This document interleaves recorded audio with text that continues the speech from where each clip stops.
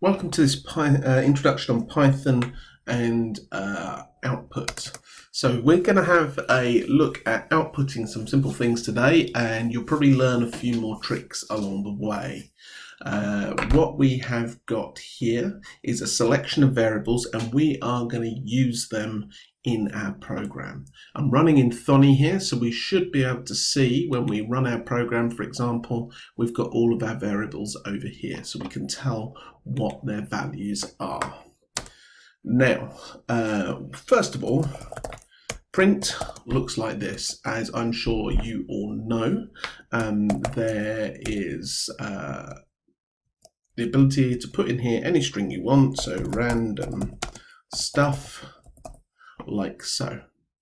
And when I run that, it just outputs random stuff. Okay, now you can put a whole selection of special codes in a string like this. So if I put in \n like this, it will insert a new line at that point when it runs the program. So when I run it, can you see random and stuff are on two separate lines? And in fact, I can even put another \n straight after it, and I can put another one at the beginning, just like that.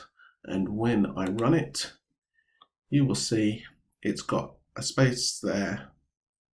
When it runs, it's got an extra space at the beginning, and it's got space there. Okay, so generally speaking, that's kind of useful.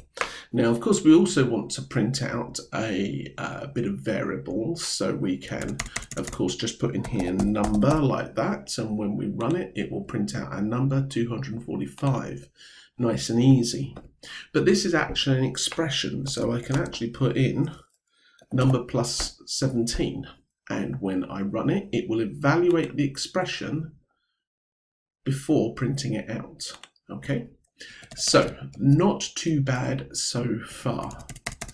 Now, if I want to print out something like "Hi there, Fred," I can do this in a few different ways. So I can put print greet, and then I can separate it with a comma like this, and I can put name like so, and it will say "Hi there, Fred," because it's joined them together, and it adds the space in, not because of a space here. I'll remove the space there, and you'll see it will still add in the space, but because they're separated by a comma. So this is the most basic form of outputting things in Python.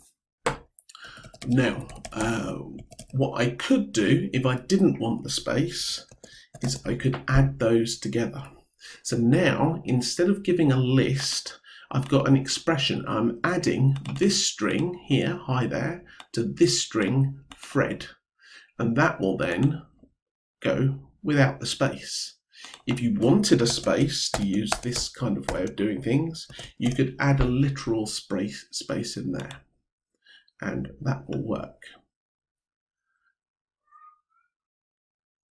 Okay, now I might also then want to add in you have, and I'm going to put a pound symbol there, and I'm going to add in price. So it's going to tell me he's got £1.74. This isn't going to work.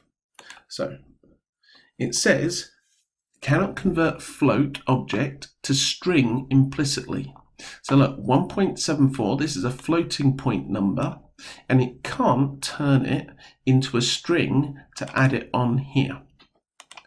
If you want to turn it into a string first, and this works for integers too, you can use the str command, and that will work just fine.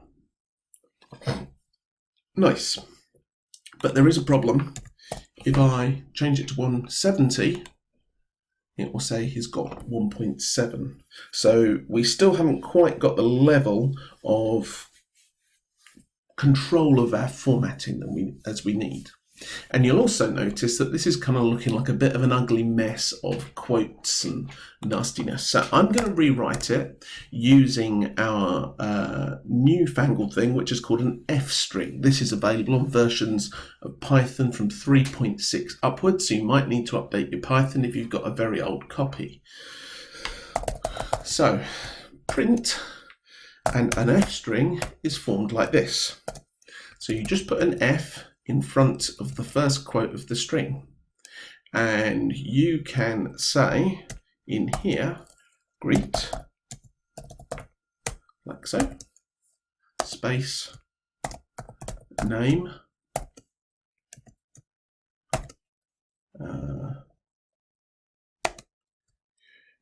you have, and here we can just put in price, like that.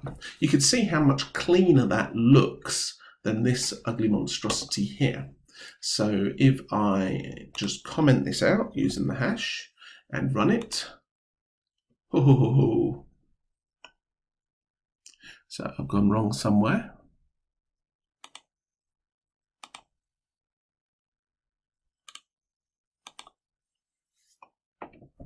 And you can see my version of Thonny is on 3.5.2. So I'm just going to install Thonny with a later version of Python. Give me a second.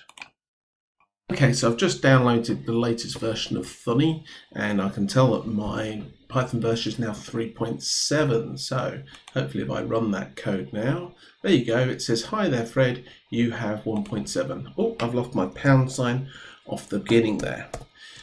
So you should be able to see how much clearer this is than this monstrosity, as I was saying, but we still have this problem that it is printing 1.7, and indeed if I change it to just 1, it will print 1.0, so that is not quite right. But there's something we can do about this.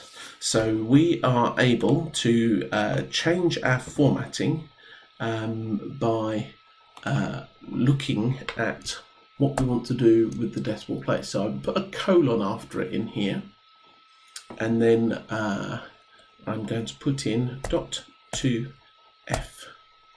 like that, and we should be able to see it's now got 2 floating point places. So if I change it like this, that still works, and just so that you know, if I did .3f, it will do 3 decimal places. So we've got quite a bit of control. You can also do other things.